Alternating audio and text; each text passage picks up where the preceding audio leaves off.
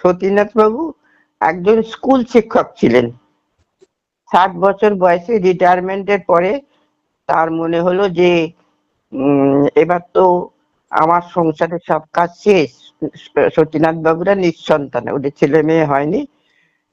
প্রথম প্রথম খুব মনে হতো, যখন একটা বাড়ি করেছিলেন, উপরের ঘরটা 2 ছেলে মেয়ের জন্য করেছিলেন আশা করে, আর নিচেটা নিজেদের, এই ভেবে। কিন্তু তাদের সন্তান হয়নি তো তাতে কিছু করার নেই। তাতে সতীনাথ বাবু যেমন শিক্ষকতা করছেন, ওনার স্ত্রী সুমনা বাড়িতেই থাকে, সংসার করে। সতীনাথ বাবু অনেক সময় বলেছেন যে একটা কাজের লোক রাখো, তুমি একলা থাকো, কাজটা তো সব করে, তাছাড়া একটা লোক থাকলে তো কথা বলারও তো কিছু হয়। তা বলছে না, এই দুজনের কাজ, আর লোক ডেকে পয়সা খরচা করতে হবে না, চলে যাবে। এই করে করে কিন্তু 60 বছর অব্দি ওনাদের খুব ভালোভাবেই চলে গেছে। সতীনাথ বাবুর স্ত্রী সুমনা ওর থেকে 2 বছরের ছোট। যাই হোক, তারপরে সতীনাথ বাবু রিটায়ারমেন্টের পরে হঠাৎ তার মনে হলো যে আমরা তো সারা জীবন কিছুই করলুম না, ছেলে মেয়েও হয়নি, যে তাদের জন্য খরচা করেছি, আমার প্রভিডেন্ট ফান্ডে যা টাকা জমেছে আমি পুরো টাকাটা ঘুরবো দুজনে। তা সুমনাকে বলতে কিছুতেই রাজি নয়, বলে না, ওইটুকু টাকা ভরসা, কবে প্রভিডেন্ট ফান্ডের টাকা, এই পেনশনের টাকা পাবে, সেই ভরসায় দরকার নেই, এখন এই টাকাটা খরচা করতে হবে না। বলছে না, তোমাকে তো কোথাও আজ পর্যন্ত বেরোনো হয়নি, তুমি কোন কোন জায়গায় যেতে চাও বলো তীর্থস্থানে, আমি তোমাকে ঘোরাবো। প্রথমে কাশী গেলেন, তারপরে মথুরা বৃন্দাবন হয়ে ওখান থেকে হরিদ্বার হয়ে ঘুরে শেষকালে পুরী থেকে বাড়ি ফিরলেন 2 মাস পরে। মানে যথেষ্ট ভাবে খরচা করে ভালোভাবে শান্তিতে ফিরলেন। সুমনা খুবই আনন্দ তার মনে, যে টাকা খরচা হলে টাকাগুলো সত্যি রেখেই বা কি হতো। এরপরে পেনশনের টাকাতেই চলছিল। তারপরও 10 বছর কেটে গেছে। এরপরে কোনো ঝামেলা ছিল না। হঠাৎই সতীনাথ বাবু দেখলেন যে ওনার স্ত্রী যেন একটু অসুস্থ। বারবার জিজ্ঞেস করা সত্ত্বেও বলে না না, আমি ঠিকই আছি, কিন্তু বলতে চায় না। তো একদিন জ্বর হতে, তখন সতীনাথ বাবু বললেন যে একটা ডাক্তার দেখাই। বলছে না না, ডাক্তারের কোনো দরকার নেই, জ্বর জারি তো হতেই পারে না, আর কোনোদিন তোমাকে তো আমি বিছানায় শুতে দেখিনি, একবার দেখিয়ে নেওয়া ভালো। তো সতীনাথ বাবু ছেড়ে পুড়ে নেই বলে উনি বাড়িতে বসে থাকবেন কেন, রিটায়ারমেন্টের পরও কিছু টিউশন করতেন। আর পাড়ার এক দোকানদার, চায়ের দোকানদার, তার 2 ছেলেকে বিনা পয়সায় পড়াতেন। তো সতীনাথ বাবু জোর করে ডাক্তার দেখাতে চাইলে উনি যে রাজি হচ্ছিলেন। তারপরে দেখে ক্রমশ মানে একদম শয্যাশায়ী অবস্থা, তখন বাধ্য হয়ে ডাক্তার দেখাতে। ডাক্তারের তো মানে ভুরু কুঁচকে গেল, বললো যে আমার মনে হয় কতগুলো টেস্টের দরকার আছে, তো সেগুলো করতে হবে। তখনই সতীনাথ বাবু টনক নড়লো যে এরপরে যদি বিরাট অসুখ হয়, আমার এই পেনশনের কটা টাকায় আমি কি করে চালাবো। তো যাই হোক গে, ডাক্তার দেখে টেস্ট ফেস্ট করিয়ে দেখা গেল টিবি। তো সতীনাথ বাবু দেখলেন যে ওষুধ তো আজকাল বিনা পয়সা সরকার থেকে দেয়, কিন্তু পথ্যের যা এ দেখলো, তাতে সংসার চালিয়ে অত পথ্যের জোগাড় করা, তারপরে টিউশনি গুলো পরপর ছাড়তে হলো, ঘরে সবসময় থাকতে হয়, খুব অসুবিধার মধ্যে পড়ে গেলেন। মানে এত খরচা হতে লাগলো যে শেষমেশ একদিন এমন অবস্থা হলো যে হাতে একটাও পয়সা নেই। সারা রাত্রি ঘুমোতে পারেননি ভদ্রলোক, যে কাল আমি কি করব। ওর এই সব খাবারের যা যোগান দিছে, তা তখন উনি ঠিক করলেন যে কাল আমি যে কোনো উপায় হোক, যার কাছ থেকে হোক, টাকা নিয়ে আসবো। কিন্তু মানে এত সম্মানীয় লোক উনি, প্রত্যেকে পাড়াতে খুব সম্মান করে, স্যার বলে এ করে, আর ওই দোকানদার তো খুবই এ করে। তা সুমনার অসুখ করার পর থেকেই দোকানদার প্রতিদিন চা দিয়ে যায়, কারণ সুমনা তো উঠতে পারে না, চা দিয়ে যায়, বিস্কুট দিয়ে যায়।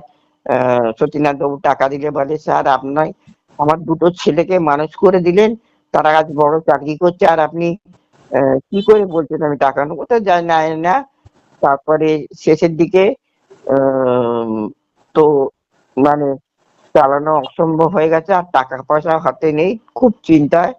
তখন রাত্রির বেলা সারা রাত্রি ঘুমোননি, পরের দিন সকালবেলা ঠিক করলেন যে যে কোনো কারুর কাছ থেকে হোক কিছু টাকা নিয়ে আসবো আমি, এখনো তো পেনশন হতে আমার কয়েকটা দিন দেরি আছে, 8-10 দিন, এর মধ্যে আমি কি করে চালাবো বলে বেরিয়েছেন। বেরিয়ে যত হাঁটতেন খালি দেখতেন পাশাপাশি বাড়ি, প্রত্যেকটা বাড়ি তাকে স্যার স্যার করে প্রচন্ড সম্মান করে।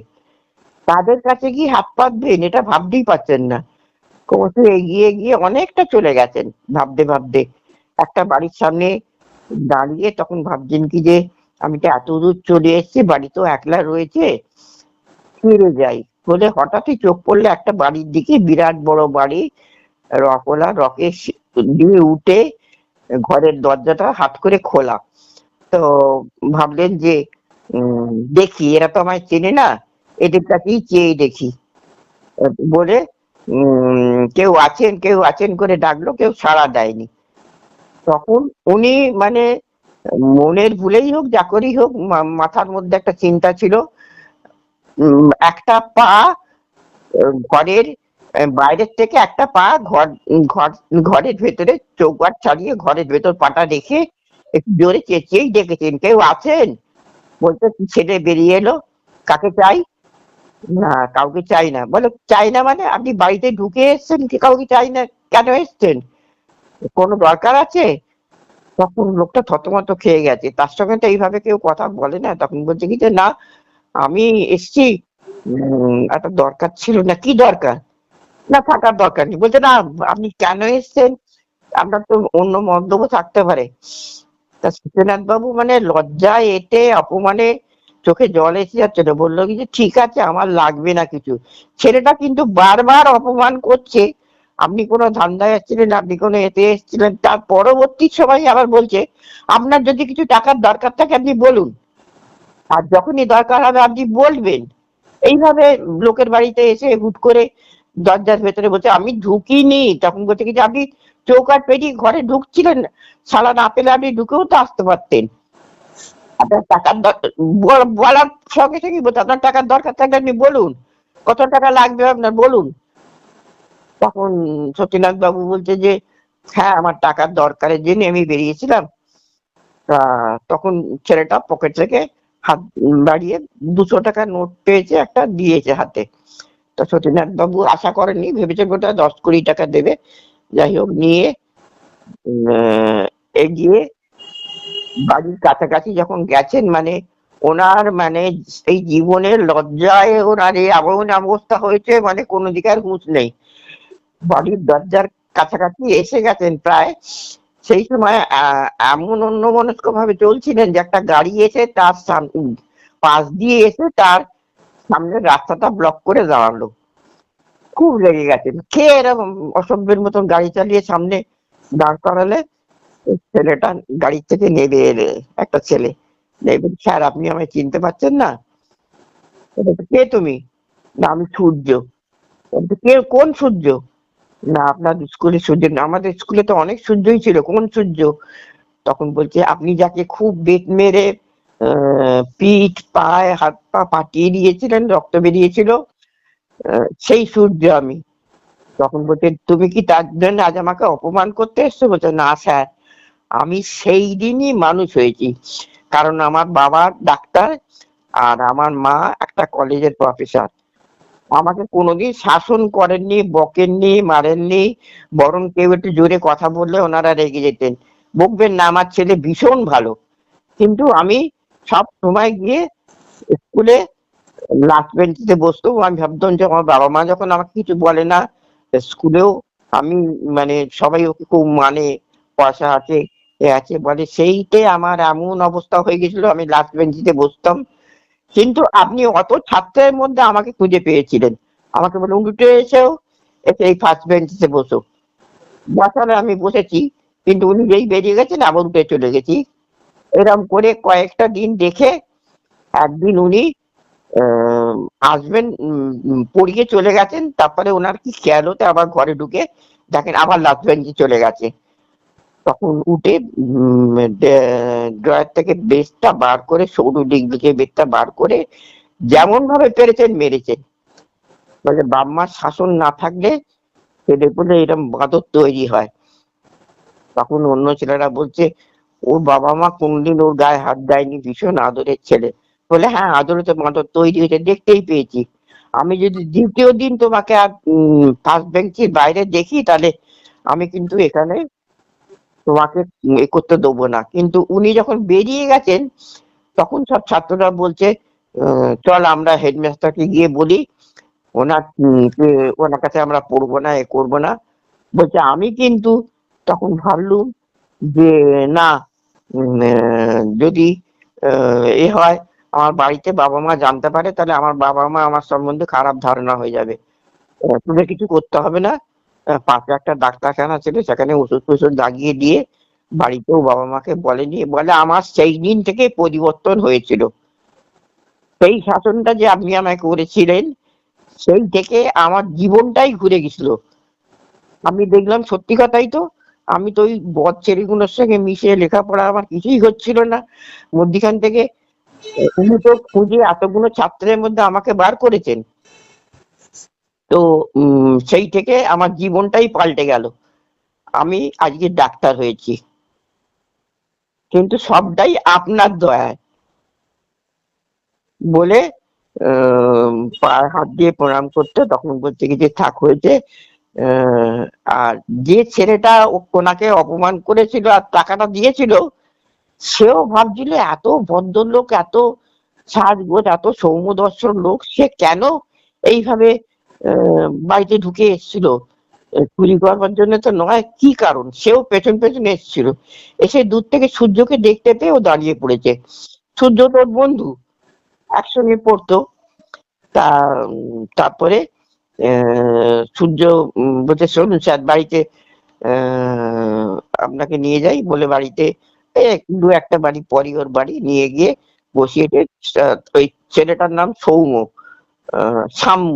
তখন সাম্য জানলা দিয়ে দেখছে, ও কথা বলছে স্যারের সঙ্গে, স্যার আপনার জন্যই আজ আমার জীবনের এই পরিবর্তন। আমার আজকে যদি আমি কিছু করতে পারি আপনার জন্য, আমি নিজেকে ধন্য মনে করব। তখন সাম্য ভাবলো যে এই স্যার এরকম দেখতে গেছে আজ এত বছর, 25 বছর পর। তা আমি এত বড় অন্যায় করেছি, কিন্তু ওর ভেতরে ঢুকতে পারছে না। আর এদিকে মানে সেদিন ওর বউয়ের অবস্থা খুব খারাপ। তা সূর্য দেখে, ওর ডাক্তার দেখে ও বুঝতে পারলো যে আর বেশিক্ষণ নেই। তখন বললো স্যার আপনি বরং একটু বিশ্রাম নিন, অনেকটা হেঁটে এসছেন আমি দেখছি। বলে তখন ওই দোকানের লোকটা এসছে চা দিতে।